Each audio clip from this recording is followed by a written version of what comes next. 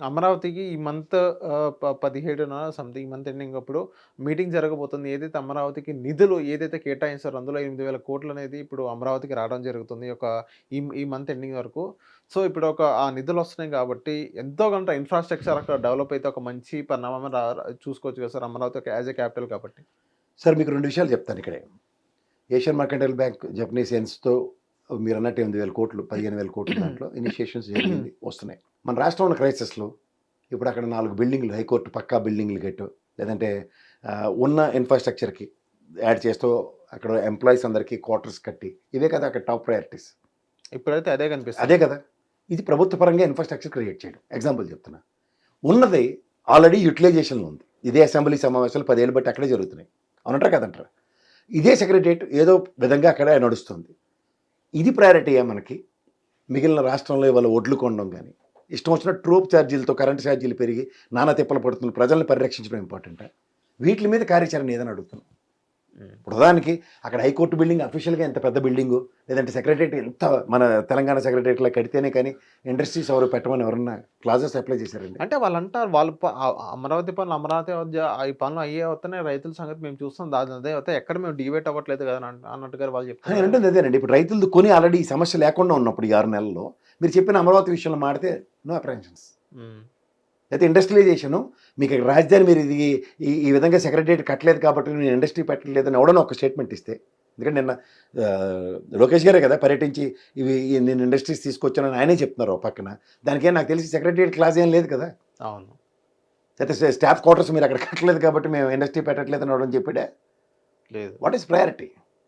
మీరు ప్రయారిటైజేషన్ చేసుకోవడంలో 1, 2, 3 స్కేల్లో మాకు ఇవ్వండి. మాకే అభ్యంతరలే. 2047లో జరగబోయేది ఇవాళ మాకు తిండి లేక అల్లాడిపోతుంటే 2047లో మాకు బంగారపాలెంలో బోనాలు పెడితే ఇవాళ మేము బతకాలి కదా అప్పటిదాకా. అవును. వీటి మీద కార్యాచరణ అడుగుతున్నాం. నేను మళ్ళీ చెప్తున్నాను ఒకటే ఒక మాట. విజన్ 2020కి ఆ రోజు సాఫ్ట్వేర్ రంగం వినూత్నంగా అభివృద్ధి చెందడానికి ఒక పూల బాట నిర్మించబడింది. అంచేత అప్పుడు మీ విజన్ 2020 సక్సెస్ రిలేషన్ అమరావతి కేంద్రంగా మీరు చెప్తున్న 2047 విజన్కి డెవలప్మెంట్ మాడ్యూల్కి చేతుల్లో ఉన్న వస్తువేది? ఆనాడు సాఫ్ట్వేర్ అన్న రంగం అన్నది చేతిలో వస్తువు, హ్యాండ్ ఇన్ అ బర్డ్ అంటాను నేను. ఇవాళ హ్యాండ్ ఇన్ అ బర్డ్ ఏది? సంపద సృష్టిస్తామంటున్నారు కదా. ఎలా? నేను అంటుంది అదేనండి. ఇప్పుడు కోళ్ళ ఫామ్ పెట్టి కోడిగుడ్లను కోళ్ళు అమ్మి మీరు డబ్బులు సంపాదిస్తూ ఉన్నారు అనుకోండి. కోళ్ళ ఫామ్కి ల్యాండ్ ఇస్తానంటారు. కోళ్ళ ఫామ్ మీరు పెట్టే సామర్థ్యం ఇదే డబ్బులు ఉండాలి షెడ్లు వేయడానికి వీటికి. 2 లేవంటే సో ఇది లోకేష్ గారు తన సోషల్ మీడియాలో ఇదే రాశారు సార్. విజన్ 2020 అంటే నవ్వారు, అవహేళనగా మాట్లాడారు. కానీ అందులో పెట్టిన ప్రతి అంశం నేడు కల్లారా మీ ముందే కనిపెడుతుంది. ఇప్పుడు స్వర్ణాంధ్ర 2047 విజన్ డాక్యుమెంట్ను ఆవిష్కరించారు చంద్రబాబు నాయుడు గారు. ఆంధ్రప్రదేశ్ దిశ మారబోతుందని లక్ష్యంగా రూపొందుకుంది. 10 నూతన అమలాలు చేయడానికి నిత్య కృషి చేస్తున్నాము. స్వర్ణాంధ్ర సాధించడమే కూటమి ప్రభుత్వం ఎజెండా అని నేను చెప్తుంది అదేనండి. మా తాతల నేతుల దగ్గర మా మూతులు వాసన చూడండి అంటే కుదరదు కదా. ఇవాళ 2020 విజన్కి సక్సెస్ నేనే చెప్తున్నాను. ఆ రోజు సాఫ్ట్వేర్ రంగం అభివృద్ధి చెందడానికి పూల బాట వేయబడింది. అది బంగారు బాట కింద మలచబడింది. ఇవాళ అలాంటి బాట ఇవ్వండి. 2047 కాదు 2077 దాకా కూడా వెయిట్ చేస్తున్నాం. Okay. This is what from the last 10 years రాష్ట్రం ఏర్పడిన దగ్గర నుంచి విజనరీ ఉన్న చంద్రబాబు నాయుడు గారు గత 10 ఏళ్ళు బట్టి విజన్ ఎగ్జిక్యూషన్కి ఎందుకు కుదరదు? ఇప్పుడు అదే 2020 విజన్కి నేను ఎన్నోసార్లు చెప్తున్నాను, మళ్ళీ చెప్తున్నాను. తదనంతర ప్రభుత్వాలు ఎవరు ఇది చేయమని చెప్పలే. ఇప్పుడు మీరు చెప్పిన ఏదైనా సింగపూర్ కన్సాలిడేషన్ కానీ అమరావతి కానీ నేను ఇందాక చెప్పినట్టే consolidation of amount towards public sector అన్నది ఏదైతే ఉంటుందో ఇవాళ public sector end of the day success ఏంటి దాంట్లో? లేదు. అక్కడ ఏంది మీరు కోటర్లు కట్టుకోవడానికి హైకోర్టు ఇంకో అన్నూతనమైన భవనాలు కట్టుకోవడానికి ప్రజాధనాలు కాదు కదా. కష్టాల్లో ఉన్న ప్రజల్ని పరిరక్షించుకోవడానికి కరోనా నుంచి ఎవరు తేరుకున్నాం? ఇంకా ఉత్తరాంధ్ర హుదూ తిథిలి తుఫాన్ నుంచి ఎప్పటికీ తేరుకుందేమో కనుక్కోండి ఒకసారి. గుండ్లు మీద చేసుకుని చెప్పమనండి ఎవరినైనా. ముంపు ప్రాంతాలు ఉన్నాయి వెనకతల పోలవరం ప్రాజెక్ట్ కంప్లీట్ కాకపోవడానికి హడ్డిల్స్ ఆర్ఆర్ ప్యాకేజీలు ఏవి? ఇవి కదా మనకి టాప్ ప్రయారిటీస్ అంటారు. ఇప్పుడు మనం రాబోయే రోజుల్లో సస్యశ్యామలం చేసుకోవడానికి ఆర్ఆర్ ప్యాకేజీకి ఈ విధంగా కేంద్ర ప్రభుత్వం నుంచి 2047లో విజన్ ఉందని చెప్పమానండి. ఇలా 2 సెల్యూట్ పెడతాను నేను. తీవ్ర ప్రభావాలు ఎదుర్కొంటున్న ఉత్తరాంధ్రలో సముద్ర తీర ప్రాంతాల్లో శాశ్వత పరిష్కారం కోసం ఈ విధంగా గృహ సముదాయాలతో కానీ ఉన్నో రీవ్యాంప్ చేసామని చెప్పానండి ఈ 10 ఏళ్ల పొద్దులోనూ, లేదా మహానుభావుడు పొట్టి శ్రీరాములు గారి త్యాగాలతో ఏర్పడిన రాష్ట్రంలో. సో ఏ ప్రాస్పెక్టివ్లోనూ ప్రజలకి శాశ్వత పరిష్కారం పట్ల దృక్పథాలు లేకుండా ఈరోజు ఒక గ్లోబలైజేషన్ తర్వాత వచ్చిన ఇండస్ట్రియలైజేషన్స్లో తర్వాత వాటితో వినూత్నంగా అందిపుచ్చుకుని ముందుకెళ్ళడానికి ఈరోజు చేతిలో ఉన్నది ఏంటని మాట్లాడమంటే అది తప్పని మాడితే we are not denying, we are not contradicting the legacy of Chandrababu Naidu garu what he has done wonders in సమైక్య రాష్ట్రం. ఏది సాఫ్ట్వేర్ రంగం విషయంలో. బట్ తదనంతర పరిణామాల గురించి చెప్తున్నాను నేను. అంటే కొత్తగా ఏర్పడిన ఆంధ్ర రాష్ట్రం కదా, ఇప్పుడిప్పుడే ఊపు అందుకుంది అంటున్నారు కదా, ఇప్పుడిప్పుడే సార్ నేను అంటుంది అదే, ఊపు ప్రపంచం అంతా ఒకటి అందుకున్నప్పుడు మనం అందిపుచ్చుకోవడం సులువు. ఇప్పుడు ఆంధ్ర రాష్ట్రంలో ప్రపంచం దేని మీద వినూత్నంగా ఊపు అందుకుంటుందో చెప్పమనండి. ఎంత ఇప్పుడు లాస్ట్ స్టేట్ అనేది ఏదైతే అది తెలంగాణ కదా, మన ఆంధ్రప్రదేశ్ లాస్ట్ స్టేట్ అనేది ఇక్కడ ఇండియాలో. ఎందుకంటే అక్కడ మొత్తం ఇన్ఫ్రా మొత్తం డెవలప్మెంట్ మొత్తం అటు అయిపోయింది, ఏం లేదు, ఖాళీ ఒక గుడ్డ ఒకటే మనకి ఇచ్చారు. గత ప్రభుత్వం ఏం చేయలేదు కాబట్టి ఆ గత ప్రభుత్వం ఎంతో కొంత ముందు తీసుకెళ్తే ఇప్పుడు ఎంతో కొంత సెట్ అయ్యేది. అండ్ ఇప్పుడు మేము వచ్చి వాళ్ళు ఎంత అప్పు చేశారో వాళ్ళు ఎంత చేశారో అవి మొత్తం తీసి సెట్ చేసేటప్పుడు కొంచెం టైం పట్టిద్ది. ఈ 6 monthsలోనే మేము మమ్మల్ని క్వశ్చన్ చేస్తే ఎలాగన్నట్టుగానే వాళ్ళు చెప్తున్నారు. దట్ ఈస్ టూ మచ్ అండి, దట్ ఈస్ టూ మచ్. ఎందుకంటే ఈవెన్ వైఎస్ఆర్సీపీ నుంచి రాజీనామా చేసిన అవంతి శ్రీనివాస్ గారు కూడా గవర్నమెంట్ అనేది ఇప్పుడు ఫినాన్షియల్ ప్రాబ్లంలో ఉంది, మనం కూడా అర్థం చేసుకోవాలి ఎలా ఫినాన్షియల్ ప్రాబ్లంలో ఉందో. సో మినిమం 1 year అంటూ టైం ఇవ్వండి, అది చేయకపోతే అప్పుడు మీరు క్వశ్చన్ చేయాలన్నట్టుగా పార్టీ మారిపోయా, నీకెందుకు ఈ చెత్త అంతాను, తీర్చిదిద్దేసిన అతిరేత మహారథులు ఏం కాదు, మీ స్థాయిలు ఏంటో మాకు తెలుసు. కానీ వీళ్ళు చెప్తే నీ పరిస్థితుల్లో ఆంధ్రప్రదేశ్ ప్రజలు ఉన్నారంటే దానికన్నా ఎరుబోగులతనం ఇంకోటి ఉండదు. ఏమనంటే ప్రతిదాన్ని గత ప్రభుత్వం ఏం చేయలేదని చెప్పడం చాలా సులువు. కానీ వాస్తవానికి ఒక ప్రభుత్వం ఆ టెన్యూర్లో ఏం చేసింది అన్నది చాలా ఇంపార్టెంట్. ఇప్పుడు మీరు క్యాపిటల్ ఎక్స్పెండిచర్ గురించే మనం మాట్లాడదాం. ఒక క్యాపిటల్ ఎక్స్పెండిచర్ మొన్న రీసెంట్గా పెట్టిన బడ్జెట్లోను గత బడ్జెట్లో మీరు అబ్సల్యూట్గా అబ్జర్వ్ చేస్తే 14 నుంచి 19 దాకా స్టేట్లో ఇన్ఫ్రాస్ట్రక్చర్ డెవలప్మెంట్ కోసం ఒక ప్రభుత్వం దాన్ని ఏమంటారంటే they just spend around 15,360 crores ఎంతో స్పెండ్ చేశారు. But whereas in Jaganmohan Reddy గారి టెన్యూర్లో 18,000 కోట్లు 18,900 కోట్ల దగ్గర ఎక్స్పెండిచర్ క్యాపిటల్ ఎక్స్పెండిచర్ ఉంది. ఇది ఉన్నప్పుడు అది లేదని ఎలా చెప్పగలుగుతారండి ఎవరైనా? ఏ ప్రాతిపదిక మీకు చెప్తారు? 2 విషయాలు. ఇది మనం aggregate capital expenditure per year మాట్లాడిన తర్వాత ఇక్కడ మనం గ్రోత్ రేట్ ఒకటి ఫస్ట్ చెప్పాలి. 18 నుంచి 19 దాకా లాస్ట్ గవర్నమెంట్ హ్యాండ్ ఓవర్ చేసే టైంకి 11% ఉండేది. అవుట్ ఆఫ్ 33 స్టేట్స్లో 16వ స్టేట్లో ఉండేది. బట్ ఇదే 23-24 ప్రభుత్వం 22-23లో 24 సంవత్సరం ప్రభుత్వం హ్యాండ్ ఓవర్ చేసే టైంకి 16.2% గ్రోత్ రేట్ విత్ 33 స్టేట్స్లో 4th ప్లేస్లో ఉన్నాం. దానికి కారణాలు తెలుసా సార్? అంటే గ్రోత్ చెప్తున్నాను మీకు. కరోనా 2 years పాండమిక్ ఉంది కదా, 18-19 అంటే చంద్రబాబు నాయుడు గారి గవర్నమెంట్ హ్యాండ్ ఓవర్ చేసే టైంకి జగన్మోహన్ రెడ్డి గారికి 5.4 అవుట్ ఆఫ్ 33 స్టేట్స్లో 26వ ప్లేస్లో ఉండేది. ఇది వ్యవసాయ వృద్ధి. ఇదే 22-23కి 14.9%తో 8వ ప్లేస్లో ఉంది అవుట్ ఆఫ్ 33 స్టేట్స్లో వ్యవసాయ రంగం చెప్తున్నాను. అలాగే పారిశ్రామిక వృద్ధి రేటు మీరు బాగా చెప్తారు కదా, దానికి 18-19 జగన్మోహన్ రెడ్డి గారి ప్రభుత్వంకి ఇచ్చే టైంకి చంద్రబాబు నాయుడు గారు 10.4% అవుట్ ఆఫ్ 33 స్టేట్స్లో 17వ ర్యాంక్లో ఉండేవాళ్ళం. ఇదే 22-23కి 16.3%తో 4th ప్లేస్లో ఉన్నాం. అందుకే ఈజ్ ఆఫ్ డూయింగ్లో నెంబర్ 1 ఉండేవాళ్ళం మనం. అలాగే సేవా రంగం అంటే సర్వీస్ సెక్టర్స్ ఉంటాయి చూడండి, 18-19లో 12.7%తో 11వ ప్లేస్లో ఉండేవాళ్ళం 33 ప్లాన్స్లో. అంటే చంద్రబాబు గారు జగన్మోహన్ రెడ్డి గారికి ఇచ్చే టైంలో 22-23 దానికి 20.5% అంటే అవుట్ ఆఫ్ 33 3rd ప్లేస్లో ఉన్నాం. ఎవరు చెప్తారు సార్? ఈజ్ ఆఫ్ డూయింగ్ బిజినెస్లో ర్యాంక్ 8 18-19 చంద్రబాబు నాయుడు గారి గవర్నమెంట్ జగన్మోహన్ రెడ్డి గారికి ఇచ్చే టైంకి 22-23కి నెంబర్ 1లో ఉన్నాం. ఎందుకున్నాం? దేశం మొత్తం మీద 18% ఇండస్ట్రియలైజేషన్ జరిగితే ఇందాక నేను చెప్పినట్టు పారిశ్రామిక వృద్ధి రేటు 16.3 అంటే దగ్గరగా ఉన్నాం కాబట్టి మనకి ఫస్ట్ ప్లేస్ వచ్చింది ఈజ్ ఆఫ్ డూయింగ్లో. సో ఇవి అలాగే తలసరి ఆదాయం కూడా మీరు కంపేర్ చేస్తే 17-18, 18-19, 19-20, 20-21 నుంచి 21-22కి వచ్చేసరికల్లా 1,39,299 రూపాయల నుంచి 2,19,518 రూపాయలకి పెరిగాం. 5 ఏళ్ళ టెన్యూర్ చంద్రబాబు నాయుడు గారిది. ఇదే జగన్మోహన్ రెడ్డికి వచ్చేసరికల్లా 2,19,518 పెరిగింది. గ్రోత్ చూసుకోండి.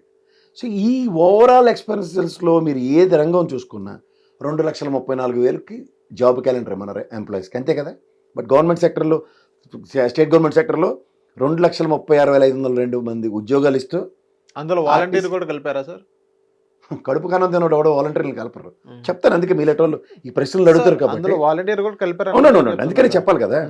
గ్రూప్ 1 110, గ్రూప్ 2 897 మంది, నాన్ గెజిటెడ్ ఆఫీసర్స్ 137, ఎడ్యుకేషన్ డిపార్ట్మెంట్లో 22,297, డిఎస్సి 1998 4,534 మందిని, డిఎస్సి 2008 2,193 మందిని, డిఎస్సి 2024 6,001 మందిని 6,100 మందిని, జిఏడిలో 3,784 మందిని, స్పెషల్ డిఎస్సి సర్వత్రా 1802 మందిని, పోలీస్ శాఖలో 6511 మందిని, medical officers 1247, homeopathy officers 53, staff nurses 60,450 మందిని, జనరల్ ఇతర డిపార్ట్మెంట్ ఉద్యోగాల్లో 387, సచివాలయ వ్యవస్థలో 1 స్ట్రోక్తో 126,000 మందికి ఉద్యోగులు ఇచ్చారు. ఏడైనా వాలంటీర్లు ఉన్నారా?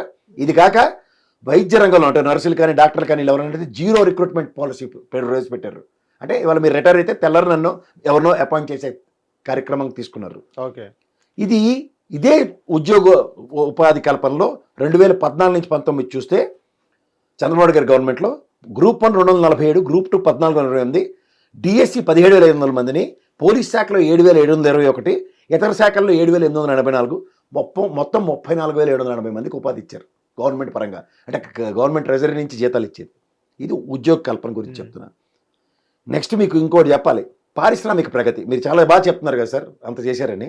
14 నుంచి 18 దాకా అంటే 19 ఎలక్షన్స్ వచ్చి ఇచ్చారు. 32,803 కోట్ల పెట్టుబడులు, అంటే 38,000 మందికి ఉద్యోగాలు కల్పించారు. ఎవరు? చంద్రబాబు నాయుడు గారు. ఏది? 2 సమిట్లు పెట్టారు, 3 సమిట్లు పెట్టారు, సిఐ సమిట్లు, వైజాగ్లో గ్యాప్ ఉందో, దావోస్ పర్యటనలు ఇవన్నీ. సో వీటి యొక్క సారాంశం 19,50,000 కోట్ల ఒప్పందాలు జరిగాయి ఆనాటి 14 నుంచి 19 టెన్యూర్లో. ఎంతమందికి ఉపాధి వచ్చిందండి? 32,803, 38,000 మందికి ఉద్యోగాలు. ఇదే జగన్మోహన్ రెడ్డి గారు 19-23 మధ్యలో 1,103 కోట్ల పెట్టుబడులు, 3.47 లక్షల మందికి ప్రైవేట్ రంగంలో ఉపాధి. ఇందులో మీకు ఒక విషయం చెప్పాలి, ఒకే ఒక సమిట్ పెట్టాడు ఆయన, ఒప్పందాలు, విదేశీ ఒప్పందాలు, సిఐ సమిట్ 13,50,000. టోటల్ మన రాష్ట్రంకి 33 లక్షల కోట్ల ఒప్పందాలు ఉన్నాయి. ఈ 33 లక్షల కోట్ల ఒప్పందాల్లో గత జగన్మోహన్ రెడ్డి గారి ప్రభుత్వంలో కూడా గ్రాసిమ్ ఇండస్ట్రీ ఒకటి ఉంది. అది చంద్రబాబు గారిలో జరిగిన ఒప్పందం, గ్రాసిమ్ ఇండస్ట్రీ జగన్మోహన్ రెడ్డి గారి ఆధ్వర్యంలో అది కంప్లీట్ అయింది, ఓపెనింగ్ అయింది. ఇలా ఈ 33 లక్షల కోట్ల ఒప్పందాల్లో ఏ ప్రభుత్వం ఎంత క్రెడిట్ తీసుకుంటుందో వాళ్ళందరికీ మైలేజ్ ఇచ్చి తీరాలి మనం. అవును, what's wrong in it? So ఈ విధంగా చూసుకుంటే అవహేళనలు చాలా బాగా చేయొచ్చు. సార్ ఏం కంపెనీలు వచ్చాయి? మీకు ఇంకోటి చెప్తున్నాను, జగన్మోహన్ రెడ్డి గారి టెన్యూర్లో ప్రపంచంలో హైయెస్ట్ ఏసీలు తయారు చేసి ఆంధ్రప్రదేశ్ కింద అభివర్ణించబడింది. ఏసీ మ్యానుఫ్యాక్చరింగ్ హైయెస్ట్ ఆంధ్రప్రదేశ్ నుంచి జరుగుతాయి. ఆయన తెచ్చిన కంపెనీలో నేను చదివి వినిపిస్తాను కొన్ని, వినండి. Infosys, Wipro, Amazon, BEL, rock stand, blue star, Dyke and Dix and HCL, Munoth, TCS, tech Mahindra, JSW, ATG tyres, కోమా టైర్స్, అపాచీ, పూచి విఆర్, లారెన్ వెంతరీ, సైంట్ గ్లోబల్, అలా మీరు చదువుకుంటూ పోతారు. అవన్నీ ఉన్నాయి సార్, అవన్నీ ఎక్కడ పెడతారు క్వశ్చన్ చేస్తున్నారు సార్, అవన్నీ ఎక్కడ పెడతారు అన్నట్టు క్వశ్చన్ చేస్తున్నారు. ఎక్కడ పెడతారు? పెట్టున్నాయి ఎక్కడ నా క్వశ్చన్ చేస్తున్నారు సార్, ఎక్కడ పెట్టున్నాయి? శ్రీ సిటీ తెలుసు కదా, తెలుసు. అనంతపూర్ పరిసర ప్రాంతాలు తెలుసు కదా, ఇలాంటి దగ్గర పెట్టారు. చేత ఎవరెవరు ఎక్కడ పెట్టారు అడ్రస్లతో కూడా చెప్పమంటే రేపు వీడియోలు చెప్తాను. ఇంక వ్యవసాయం గురించి వద్దాం ఒకసారి. 14 నుంచి 19 దాకా రైతుకు అందించిన సాయం 61,758 కోట్లు. ఇదే జగన్మోహన్ రెడ్డి గారు 13,500 కోట్లు లెక్క చెప్పాను కదా, 1,75,571 కోట్లు అందించారండి. పథకం సాయం చెప్పమంటే పేర్లతో సైతం కూడా చెప్పొచ్చు సార్. చెప్పొచ్చు సార్. ఇప్పుడు జగన్మోహన్ రెడ్డి గారు చేశారు, మంచి చేశారని ఆయన కాదనట్లా. మరి ఎందుకు జగన్మోహన్ రెడ్డి గారి పైన ఇంత వ్యతిరేకత వచ్చింది? కేవలం 11 సీట్ల దాకా ఎందుకు వచ్చింది అంటారు? గవర్న ఎందుకు మీరు ఇంకోటి చెప్పండి, నీలి విప్లవం అంటారు దీన్ని. అంటే క్యాపిటల్ ఎక్స్పెండిచర్ గురించి చెప్తున్నారు కదా. 14 నుంచి 19 దాకా 90,829 కోట్లు, అంటే 12వ స్థానంలో ఉండి వాళ్ళం. ఏది? ఎగుమతులు, మన రాష్ట్రం నుంచి అయిన ఎగుమతులు 22-23కి 1,59,328 కోట్లు, 6వ ప్లేస్లో ఉన్నాం. 2 విషయాలు సార్ ఇక్కడ మీకు. పోర్ట్లు రామాయపట్నం, మచిలీపట్నం, మూలపేట, కాకినాడ గేట్వే ఎంతెంత ఖర్చు పెట్టారో తెలుసా? క్యాపిటల్ ఎక్స్పెండిచర్స్ ఇవి 3,736.14 కోట్లు రామాయపట్నంకి, మచిలీపట్నం 5,115.73 కోట్లు, మూలపేట 4,361.93 కోట్లు, కాకినాడ గేట్వేకి 2,123.43 కోట్లు. ఇది కాక ఫిషింగ్ పోర్ట్లు జువ్వలదిన్న 288.80 కోట్లు, నిజాంపట్నం 451, మచిలీపట్నం 422, ఉప్పాడ 361, బోరగట్లపాలెంలో 365.81, పూడిమడక 392.53 కోట్లు, బియ్యపు తిప్ప 429.43, ఓడరేవు 417.55 కోట్లు, కొత్తపట్నం 392.45, మచిలీపట్నం అప్గ్రేడేషన్లో ఉంది. ఇది మంచినీళ్ళపేట. ఇది కాక ఫిష్ ల్యాండింగ్ సెంటర్లు చింతపల్లి, భీమిలి, రాజయ్యపేట, దొమ్మలపాడు, ఉప్పలంక, రాయితరు 23.74, 24.86, 24.77, 23.90, 5.74, 23.90 కోట్లు. ఇవి క్యాపిటల్ ఎక్స్పెండిచర్స్ అంటారు. వీటి మీద ఖర్చు పెడితే ఆదాయం ఎంత గణనీయంగా పెరిగిందో ఇందాక లెక్క చెప్పాను. 1,59,368 కోట్లు. అంటే tremendous export skills 60,000 crores plus span of 5 yearsలో ఎక్సెస్ చూపించగలిగాం. సార్ అదే చూపించారు సార్. నేను కాదనట్లేదు, ఏదైతే మీరు చెప్పానో నేను కాదనట్లేదు, కానీ ఇంత వ్యతిరేకత ఎందుకు వచ్చిందని నా క్వశ్చన్ సార్. సార్ మీకు అది కూడా నేను మీకు ప్రతిపక్ష హోదా కూడా రానంత వ్యతిరేకత ఎందుకు వచ్చింది? 23 స్థానాలు వాళ్ళకి వచ్చినప్పుడు మర్చిపోయారా మీరు? సార్ అదే వచ్చింది సార్. ఇప్పుడు 23 వాళ్ళకి వచ్చినప్పుడు 11 కూడా అలాగే చూడండి. అంటే ఇప్పుడు నేనేమంటా అంటే అప్పుడు ఇచ్చిన 151 14 to 19 ఇంత తక్కువ చేశారు, జగన్మోహన్ రెడ్డి గారు బాగా చేశారని కాదనట్లేదు. అంత బాగా చేసిన వ్యక్తికి అంతలా ఎందుకు వచ్చిందని అంటున్నాను. చెప్పడం కావాలి కదా, పబ్లిసిటీ యాటిట్యూడ్ కావాలి సార్, మార్కెటింగ్ స్ట్రాటజీ కావాలి. అంటే జగన్మోహన్ రెడ్డి గారు లేదా మార్కెటింగ్ స్ట్రాటజీ? అది పాస్బుక్ లో ఆయన ఫోటోలు కానీ అక్కడ అవన్నీ మార్కెటింగ్ కూడా బ్లూ, ఎక్కడైనా బ్లూ పెయింట్ అవన్నీ చూస్తున్నాం కదా మనం టీవీస్ లో కానీ అవన్నీ. 2 విషయాలు మీరు గమనించండి సార్. వాళ్ళు చెప్పిన అబద్ధం ఏది, రంగుల గురించి ఇప్పుడే మీరు ఎత్తారు కాబట్టి 3,000 4,000 కోట్లు అని చెప్పి 2 పార్టీలలో వదలగొట్టి లాస్ట్కి అసెంబ్లీ వేదికగా 101.5 కోట్లు ఖర్చు పెట్టారు. 105 కోట్లు కదా, 101.50. సో 100 కోట్లు చేసిన పనికి 3,000 4,000 అని చెప్పి ఓదరగొట్టి అబద్ధాల పబ్లిసిటీ ఎక్కువ ఉందా తక్కువ ఉందా? మీరు చెప్పిన ఓ బొమ్మ వేయడం, ఆయన బొమ్మ రంగు వేయడం, దానికి ఈ 2 తప్పుకి పనిష్మెంట్ ఇచ్చారు ప్రజలు అంటాం, ఒప్పుకుంటా. లిక్కర్కి పనిష్మెంట్ ఇచ్చారు అంటాం, ఒప్పుకుంటాం. మెగా డిఎస్సికి, జాబ్ క్యాలెండర్స్ కి, మళ్ళీ జాబ్ క్యాలెండర్ ఎంత లెక్క చెప్పండి. 2 years అంటే జగన్మోహన్ రెడ్డి గారు సార్, మన వాసం మాట్లాడుకుందాం సార్. జగన్మోహన్ రెడ్డి గారు జనవరి 1 జనవరి మంత్లో కానీ ప్రతి ఇయర్ జాబ్ క్యాలెండర్ అనేది ఇస్తానని చెప్పారు. ఎన్ని ఇచ్చారు నేను కాదనట్లే. లాస్ట్ 2 years ఆ క్యాలెండర్ అనేది మనకి బయట ఇవ్వని పరిస్థితి కదా, ఆ కోణంలో ఆలోచిస్తున్నారు ప్రజలు. అదే చెప్తున్నాను సార్, జాబ్ క్యాలెండర్ ఇచ్చి అడవాడు చేసేదానికి పబ్లిసిటీ అంటున్నాను నేను. కానీ 2,34,502 మంది ఉద్యోగాల దగ్గర 2,36,000 దగ్గర ఉద్యోగాలు కల్పిస్తే ఇంకా 2,000 ఎక్సెస్. అది కాక ఆర్టీసీ ఉద్యోగులందరినీ విలీనం చేస్తే దగ్గర 50 నుంచి 60,000 మందిని, టోటల్ ఎంత దగ్గర 3 లక్షల మందికి ఉపాధి ప్రభుత్వ పరంగా కల్పించింది. మీకు రేట్ ఎవరు? పబ్లిసిటీ కావాలి దానికి. మీరు అన్నట్టు జాబ్ క్యాలెండర్ ఇచ్చి ఆర్టీసీలో కొత్తగా ఏం జాయిన్ అవ్వలేదు సార్, ఆల్రెడీ నడుస్తున్న సమస్యని యాడ్ చేశారు అంతే. అది కూడా దాని గురించి చెప్పాలి సార్. ఒక మాట జాగ్రత్త వినండి. ఆర్టీసీ నడుస్తుందంటే RTC is an autonomous body. అవును, అర్థమైందా? ప్రభుత్వ పరంగా గవర్నమెంట్ నడపడానికి ఒక కార్పొరేట్ ఫండ్తో దాన్ని నడిపించే దగ్గర విపరీతమైన లాసెస్ అక్కడ అవుతున్నప్పుడు, జీతబత్యాలు ఇవ్వలేని నిస్సాయ స్థితి ఉన్నప్పుడు, ఇవాళ సెక్రటరియట్ ఎంప్లాయీస్కి 1వ తారీఖు జీతం ఆగదు కదా, అవుతుందా ఆగదా?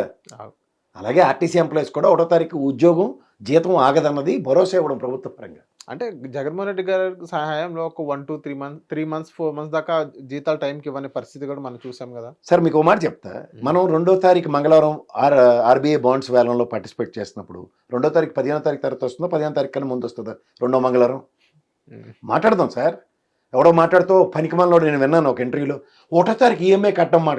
ఎవరో మీకు చెప్పింది? ఈఎంఐ డేట్ 15వ తారీఖు మార్చుకుంటారు. ఏమంది 15 నుంచి 10 నెక్స్ట్ 15 దాకా 30 రోజులు కదా, 70 రోజులు ఉండవు కదా. అలాగే 1వ తారీఖు నుంచి 30 తారీఖు దాకా 30 రోజులు ఉంటాయి కానీ 70 రోజులు ఉండవు కదా. ప్రాథమిక లాజిక్లు కూడా మాడకుండా రాష్ట్ర ఎఫ్ఆర్బిఎం లిమిట్లన్నీ స్ట్రీమ్ లైన్ అయ్యేదాకా 2వ మంగళవారం బాండ్ల వేలంలోనే మనకు డబ్బులు వచ్చేవి. డబ్బులు ఎప్పుడు వస్తే అప్పుడు జీతం ఇస్తారు. అంటే 20 తారీఖు కూడా రాని పరిస్థితి కూడా విన్నాం కదా. అవునండి, 20 తారీఖు ఇస్తే నెక్స్ట్ మంత్ 20 తారీఖు ఇచ్చారు కదా. 2వ తారీఖు 2వ మంగళవారం వేలం అంటే అర్థం ఏంటి? ఇప్పుడు వీళ్ళు ఇచ్చి తరబడిపోతున్నారు. ఎన్ని ఉన్నాయి చెప్పండి, ఎంతమందికి జీతాలు రాని డిపార్ట్మెంట్లు ఉన్నాయో. ఓకే సార్, ప్రభుత్వంకి వచ్చేటప్పుడు 70,000 కోట్లు అప్పులు చేశారు. ఏం చేశారు చెప్పనండి? 6 months. సార్, మీకు తప్పు జరిగింది ఏంటంటే ప్రజలకి న్యాయం చేసుకోవడం, పబ్లిసిటీ చేసుకోకపోవడం. రెండోది ఏంటంటే ఒక అంచుకు తొగర పనులు, పనికిమాలిన పనుల వల్ల కొన్ని డిస్టర్బెన్స్లు ఉన్నాయి. ఉదాహరణకి జాబ్ క్యాలెండర్ రిలీజ్ చేయలేదు, ఒప్పుకోవాలి. కానీ జాబ్ క్రియేషన్ ఉందా లేదంటే అది మాట్లాడమంటే జాబ్ క్యాలెండర్ రిలీజ్ చేయలేదు కదా అంటే తలతోక ఉందా ఎవరికైనా? జాబ్ క్రియేషన్ ఉంది, job creation that is called execution. Vision versus execution మాట్లాడుతున్నాను నేను. ఓకే, విజనరీ కావాలి మీకు. కథలు చెప్తే 2047లో మనకి బంగారు పైన అన్నం పెడతారంటే నచ్చుతుంది, కానీ వాళ్ళు అన్నం పెట్టి పక్కన పంపిస్తే మీకు నచ్చట్లేదు. ఏవియేషన్ మినిస్టర్ రామ్మోహన్ నాయుడు గారు నిన్న 2 days బ్యాక్ చెప్పడం జరిగింది, ఏదైతే Rajahmundry to Delhi direct flights అనేది రావడం జరిగింది. గతంలో ఏం మనం చూడలేదు 10 years టెన్యూర్లో. కానీ ఇప్పుడు ఏదైతే ఇప్పుడు ఇంకా ఆంధ్రాకి ఏదైతే ఫ్లైట్స్ అనేది ఇంకా ఎగుమతులు అప్ అండ్ డౌన్ చాలా అవుతుండే. ఈవెన్ గన్నవరం ఎయిర్పోర్ట్ కూడా మనం ఇంకా చాలా ఎక్స్టెండ్ చేసే పరిస్థితి మనం చూస్తున్నాం. సో ఈ పరిణామాలు చూసిన తర్వాత మీకు ఏమనిపించింది? ఇది ఒక మంచి సూచన కదా సార్ ఆంధ్ర రాష్ట్రానికి. సార్, ఫ్లైట్ కనెక్టివిటీ పెంచితే చాలా బాగుంటుంది, వెరీ గుడ్. కానీ ఇన్ ద సేమ్ సినారియో ఇప్పుడు సింగపూర్ నుంచి ఆంధ్రప్రదేశ్కి ఫ్లైట్లు వేసిన ఉదంతంలో విజయవాడకి, వైజాగ్కి బేర్ మినిమం గ్యారంటీ ఇచ్చుకొని ఆ సీట్ల డబ్బులు రాష్ట్ర ఖజానా నుంచి కట్టుకుంటాం. అలాగే ఢిల్లీ ఫ్లైట్ నిండపైన మేము డబ్బులు ఇచ్చుకుంటాం అంటే కరెక్ట్ కదా. అవును, ట్రావెల్ చేసే వాళ్ళు కూడా ఉండాలి. రాజమండ్రి డైలీ ట్రావెల్ చేసే వాళ్ళు కూడా ఉండాలి. అవును, ఫీజిబిలిటీస్ దృష్టిలో పెట్టుకుని ఏదో రాజమండ్రి ఎంపీ గారు, ఎమ్మెల్యే గారు ఆ చుట్టుపక్కల ఏదో హైదరాబాద్ వస్తారు లేదా ఢిల్లీ వెళ్తారు అన్నది ఒక టికెట్ ఇన్సూరెన్స్తో ఫ్లైట్లు వేసుకుంటే చాలా కష్టం. అవును. పార్లమెంట్ సెషన్లు నడుస్తున్నంత సేపు లేదా ఢిల్లీ తిరిగినప్పుడు శని ఆదివారాలు కిటకిటలు ఆడుతూనే ఉంటాయి, ఎవరు కాదనం. మిగిలిన రోజులు వైబిలిటీ చాలా ఇంపార్టెంట్ కదా. ఆ వైబిలిటీ ఇన్సూరెన్సెస్తో ఫ్లైట్లు నడిపించడం చాలా సులువు. అవును. ఇప్పుడు ఉదాహరణకి గతంలో స్పైస్ జెట్ వాళ్ళతో ఒప్పందాలు, వాళ్ళు ఎన్నో వందలు వేల ఫ్లైట్లు కొనేస్తారు, తిరగబెట్టేస్తారని. ఏడన్నారు వాళ్ళు స్పైస్ జెట్ వాళ్ళు? లేదు అది. సార్. మొన్న ఇప్పుడు కృష్ణా నదిలో ఏదైతే బోట్ ఏదైతే పెట్టారో స్పైస్ జెట్ తో కనెక్ట్ చేశారు కదా చంద్రబాబు నాయుడు గారు. నేను ఎప్పుడే ఆ రోజు చెప్పిన విషయం చెప్తాను. అదే చెప్పారు. స్పైస్ జెట్ డెన్సిటీ ఏంటి, వాళ్ళ ఎయిర్పోర్ట్లో టికెట్ కొంటే ఆ ఫ్లైట్ ఎగురుతుంది లేదో బిక్కు బిక్కు అనుకుని కూర్చోవాలి. అవును. సో అది అందరికీ తెలిసిన సర్వీస్ బాగాలేదు సార్. స్పైస్ జెట్ సర్వీస్ ఇంకా బాగాలేదు. Pathetic yes.